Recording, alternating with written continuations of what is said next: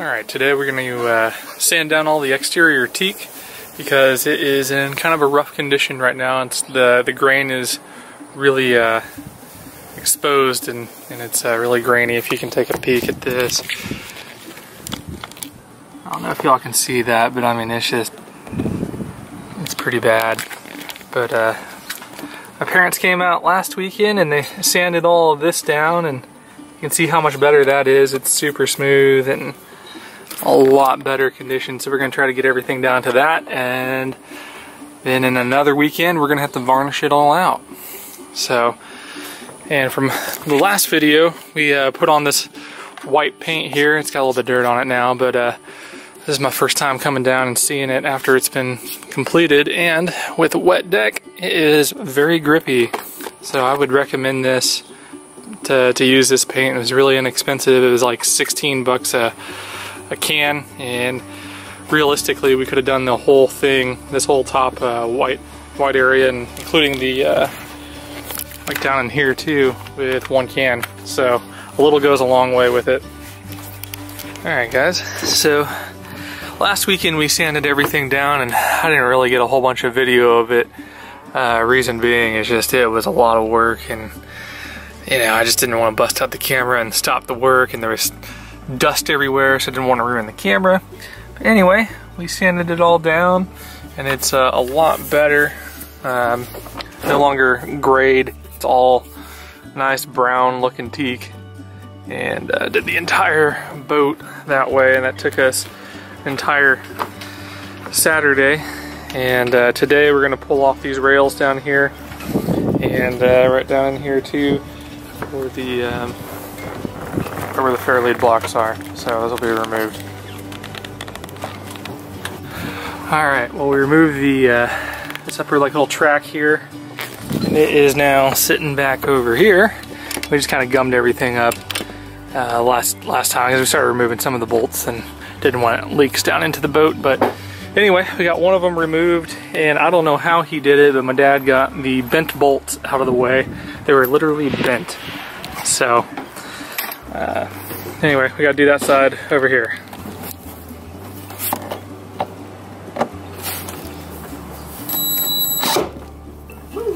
Yeah. Takes a little torque.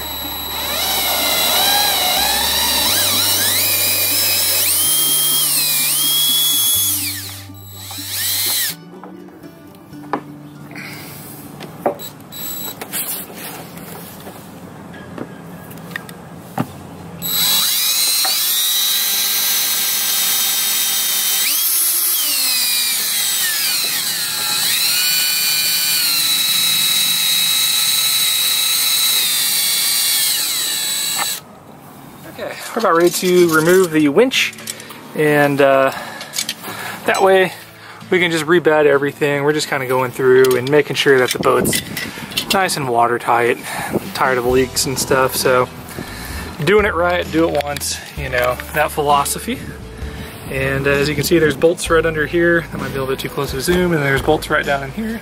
Just 4 bolts total, removes the whole thing, and then I'm going to take the winch home and grease her up and give her yearly service. Alright, we got the winch removed, and now we have a little bit more access to sanding.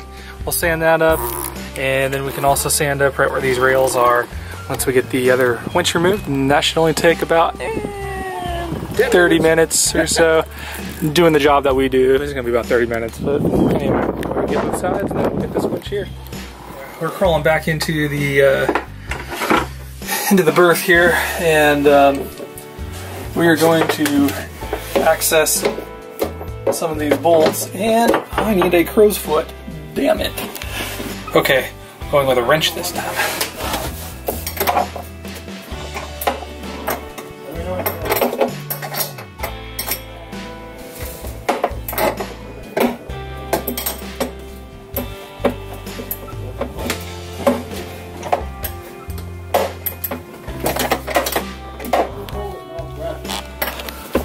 Okay.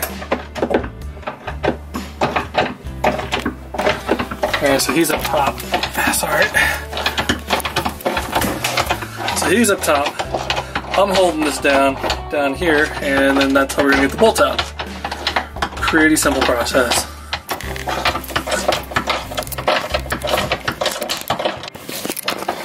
Well, the reason we're removing all the winches and stuff is because we're getting some leaks down in and through the side, like right where all the bolts kind of come down through all the deck fittings and whatnot. And you know, even though these aren't leaking, we just want to do this for peace of mind and to know that we've got everything sealed up. All right, Dad, you're off.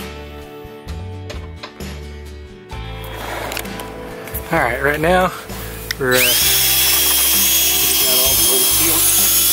taking out all the old sealant and stuff that was down in there, and it's kind of dried up, and some of it was coming out as powder. And we're gonna, like I said, try to put butyl rubber down in it. I think that'll be a good solution for this. And as long as we don't twist the screws, I don't know. Maybe that'll affect it, maybe it won't, I don't know. As long as we get a lot of it down in there, I think we'd be pretty good.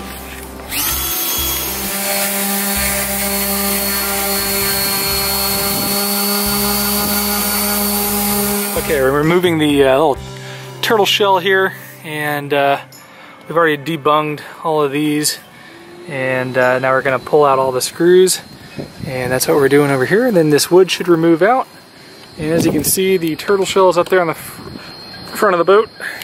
We gotta paint. Which, yeah, we gotta do some work too. All right, Dad, what you doing? I'm pulling off this little stop, which is part of the entryway hatch stop. Okay.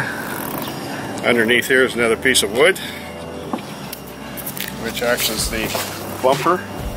So you can see that's right where our lock is hanging from.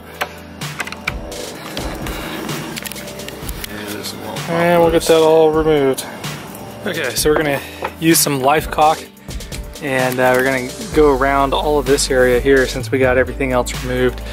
And went to go pick up lunch and came back, and my dad had the whole thing clean. So we're gonna go back through. We're gonna put a bead of caulk down like right in through here, and all the way around the outside, because I was getting a leak right down here in this corner.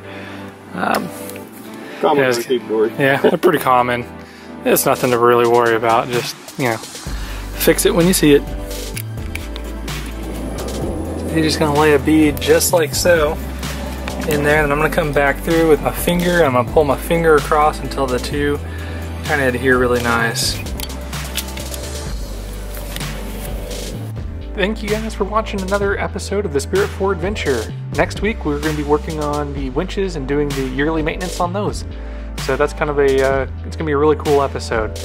We are sneaking up on 200 subscribers. We're at 167 right now, and I cannot believe how many people we've gained. So I am just absolutely tickled, and it just absolutely floors me. So if you like what you see, please give me a thumbs up, and if you're new to the channel and you would like to see some more, please subscribe.